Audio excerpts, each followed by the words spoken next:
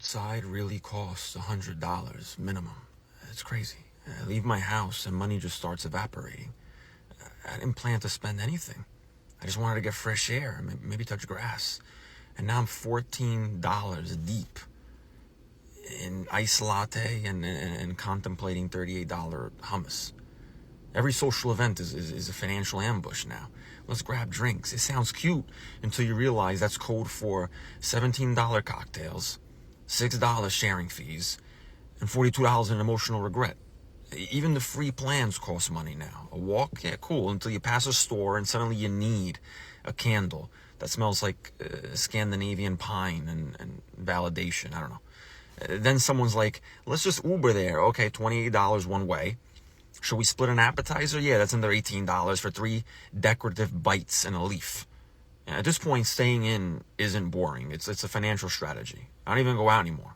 I budget for the idea of going out. Then I cancel and reward myself with takeout, which still somehow costs $40.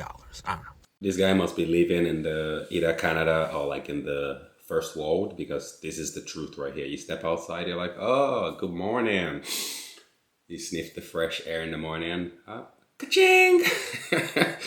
It feels like we're getting the Mario coins knocked out of us for everything that we do outside these days. So I agree with this brother right here. I think it's getting a little bit ridiculous when just like a day out, and God forbid you have a family, right? If you have a family, you go somewhere, forget about it, man. Like, you get billed like crazy. So what do we do now? We just mostly try to if you're going out with your family, you have to cook at home and take your food with you.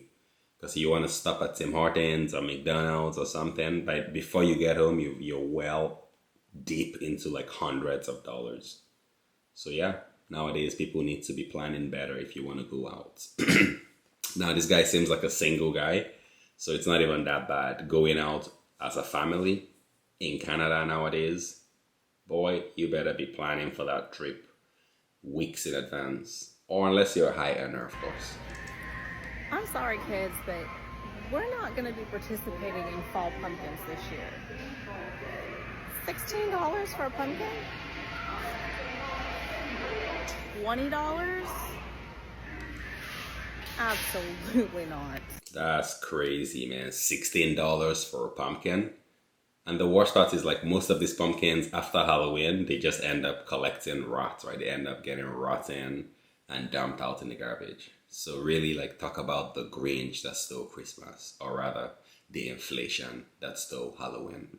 I'm getting sick and tired of Canadian people. I'm getting sick and tired. Y'all are so focused on complaining about Indians every day. The wage is still low. The rent is still too high. Can we focus on those issues? Every day. Yeah, so I'm going to stop you right there, sister. Because the rent is still too high, the wages are still too low, and you're complaining that Canadians seem focused on immigration. Well, could it be because immigration is directly affecting the rent prices by adding demand? And Economics 101 says that the more demand you have, especially if supply isn't increased to meet that demand, then prices obviously are going to go higher. So this is why Canadians are crying out loud about the excessive immigration. There's nothing wrong with immigration, but it's excessive immigration irresponsibly without making sure that the infrastructure is available for said immigrants. That puts more pressure on the infrastructure that we have. And you know what? Canadians have the right to be talking about that as well. Immigration. They can bring a billion immigrants here. At the end of the day, the wage is still not going up. What's not clicking, Steven? Exactly. So yeah, that's what's not clicking, is that the wages are not going to go up because they keep bringing in like TFW. And we all know, right, that like a lot of these companies, they're getting benefits by hiring TFWs because the government are able to pay some of that income. So a lot of companies are capitalizing on that to save in salaries. And that's why the wages are not going up. Yeah, it's corporate greed enabled by our government. So yeah, like that is exactly why Canadians are talking about the excessive immigration, is because those two things are related.